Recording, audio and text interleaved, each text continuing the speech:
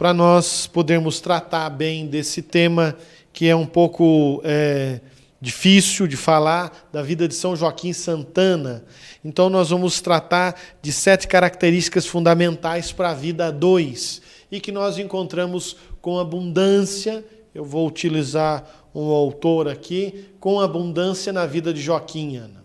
São 7 características bem simples, por isso eu me dei o direito de usar algo que pudesse me ajudar como um recurso.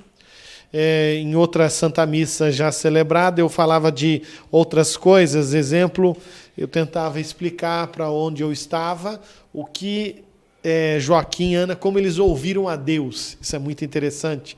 Mas aqui não cabe nós falarmos de como ouvir a Deus. Nós vamos tentar ver o que eles tinham como sinais fundamentais para formarem a mulher que foi Maria. E é interessante aqui. A primeira característica que Joaquim e Ana tiveram que nutrir dentro de si, principalmente para receberem a graça, Ana sendo considerada estéril, de ter um filho, foi justamente a capacidade de Joaquim aprender. A primeira delas, a capacidade de ser amável. Ele aprendeu a ser amável, delicado, mesmo em situações das quais ele sofreu e passou por dificuldades incríveis. A amabilidade de Joaquim no trato com a sua esposa Ana é notório porque justamente nós vamos enxergar isso na atitude de Maria quando ela vai servir Isabel. Ela era a mulher, justamente essa atitude da amabilidade, da gentileza, do se preocupar com o outro, essa característica era fundamental. Por isso, nós vamos encontrar uns pais que tinham realmente esses sinais como uma marca indelével nas suas vidas. O segundo sinal era a capacidade que Joaquim tinha de ser paciente. Joaquim e Ana, principalmente porque Ana era estéril, ela não tinha condições de ter filho e ela foi conceber Maria na sua velhice. Nos livros apócrifos vão falar, então, aprender justamente a aceitar as imperfeições que o outro tem e às vezes aceitar as suas próprias imperfeições. Maria, ou melhor, Joaquim e Ana aprenderam a viver isso profundamente, porque Maria aprendeu a aceitar, porque aprendeu com os pais as imperfeições dos discípulos, a traição de Pedro, a negação, o abandono da cruz. É interessante que, com tudo isso, Maria nunca se afastou dos discípulos. Veja que ela é que estava lá no Pentecostes.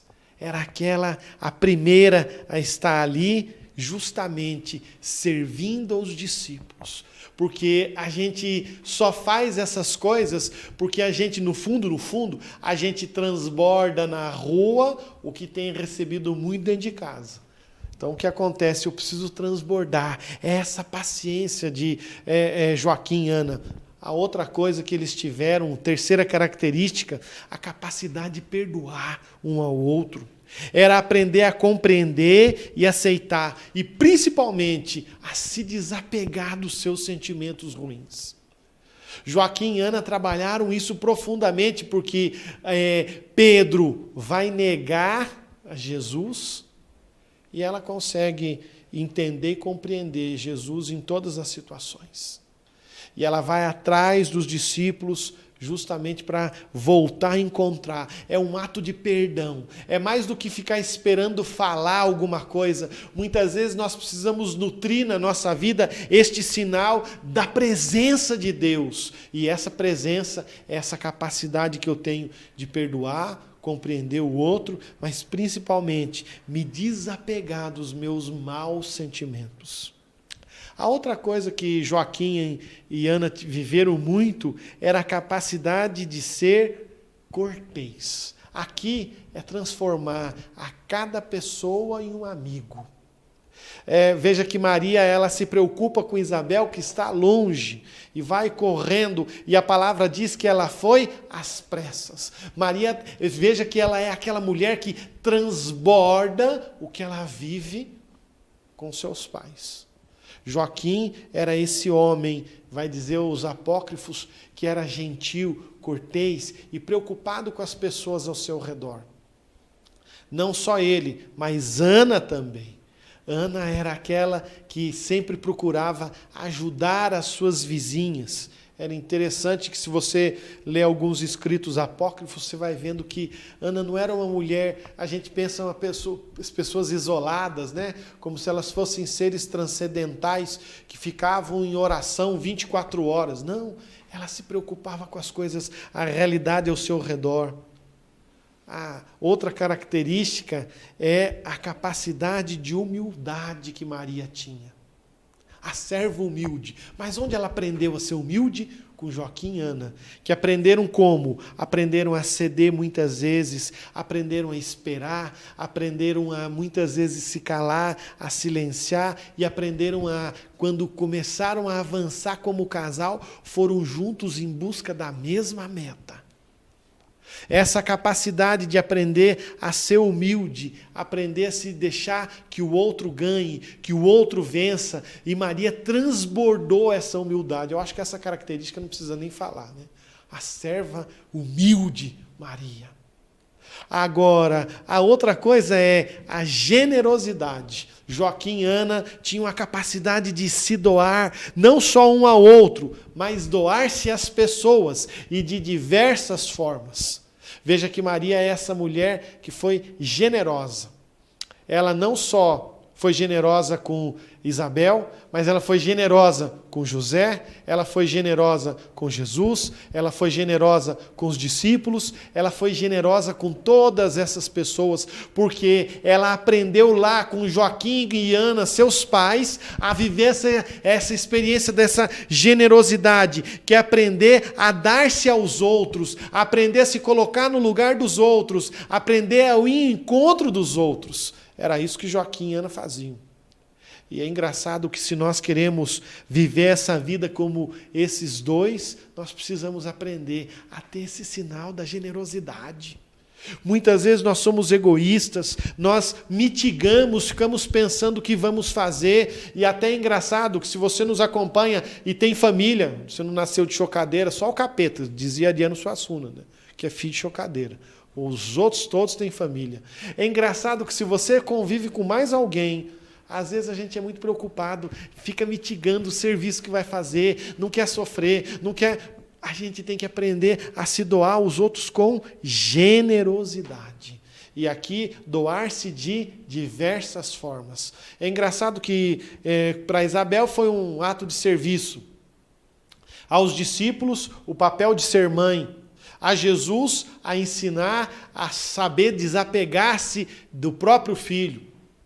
E se nós vamos olhando para cada situação, ela foi aprendendo, porque ela teve um berço que ensinou. Se muitas vezes os nossos jovens, se os seus filhos em casa, se as pessoas da sua família não vivem esses sinais, é porque muitas vezes faltou. E eu quero dizer para você, não quer dizer que... né? Diz já Jesus no Evangelho, conhecereis a raiz da árvore e sabereis que frutos ela vos dará. Talvez a culpa não seja toda sua, se você ensinou. Agora, se seus filhos não são generosos, é porque muitas vezes falta você ensinar essa generosidade a eles. E o último sinal, Joaquim e Ana eram honestos. E aqui a honestidade não é como qualidade de um serviço, de gente que não cobra caro ou não faz isso ou não faz aquilo. A honestidade aqui é um sinal de aprender a se revelar um ao outro. Pensa só como Joaquim e Ana talvez tenham sofrido quando Ana disse a Joaquim que não conseguia conceber um filho. Para um judeu, a concepção é a coisa mais fundamental da vida. E ela ter que dizer para ele que não conseguia, deve ter sido muita violência. Mas é engraçado que eles eram honestos, e esta honestidade de se revelar fez com que Maria fosse honesta e se revelasse de verdade a José, a Deus. Quando o anjo lhe apresenta todo o projeto de Deus, ela vai perguntar para o anjo, não como uma questionadora, como nos nossos dias, mas como alguém que se apresenta revelando-se. Como se fará isso? Como se dará isso tudo? Aqui, a verdade do coração, ela apresentava a Deus aquilo que sentia. E nós, muitas vezes, fazemos o quê? Somos falsos, mentimos, enganamos, tapeamos uns aos outros, às vezes. Né? É muito preocupante, né, aquelas pessoas que dão os tapinhas na costa. Né? Às vezes, a gente tem que aprender a enfrentar a dificuldade enfrentando às vezes a diversidade das críticas, que é tão difícil. E é engraçado que dentro de casa a gente não pode tentar falar nada, porque normalmente ou a nossa crítica não é bem interpretada, ou quando ela é interpretada, a gente sempre interpreta para o mal, nunca para o bem. O que eu preciso fazer? Eu preciso ter esse sinal, essa honestidade, aprender a revelar a minha vida, o meu interior para o outro. Isso é honestidade. Então preste atenção que são 7 sinais: a gentileza, a paciência, a capacidade de perdoar, a cortesia, a humildade, a generosidade e a honestidade. Veja que se na sua vida aí em casa você vive tudo isso e não tem esses sinais dentro da sua casa, se você, repasse essa homilia depois, e você falar, puxa, mas parece que lá em casa não tem isso. Irmão, é hora de nós começarmos a rezar, porque a coisa não anda muito legal aí dentro. E nós precisamos mudar isso. E é por isso que muitas vezes dentro da sua casa, as pessoas parece que vão para a rua e voltam, porque a gente transborda, às vezes, aquilo que tem dentro de casa. E às vezes, é engraçado que eu gosto do evangelho que diz, né, e que do seu interior jorrarão rios de água viva. Pergunto para você, do que está jorrando aí no seu interior? Engraçado que rios de água viva é rios de coisa boa. Às vezes na nossa vida parece que só jorra coisa ruim. Então eu tenho que me perguntar, o que tem saído de dentro de mim? Será que eu tenho esses sinais comigo ou não tenho nada? Por isso que nós possamos rezar hoje e pedir ao Senhor, se na nossa casa não tem esses 7 sinais, que nós comecemos a nos questionar e nos perguntar para Deus, Senhor, o que eu tenho que fazer para mudar? Porque alguém tem que começar um processo de mudança. É interessante que se a gente parar para olhar os 7 sinais que eu apresentei aqui, Maria tinha todos eles na sua vida, mas os discípulos não. Pedro era egoísta, pensava nele. Tiago e João, estressados, nervosos, irritados. Mateus era pecuniário. Né? Sabe o que é pecuniário?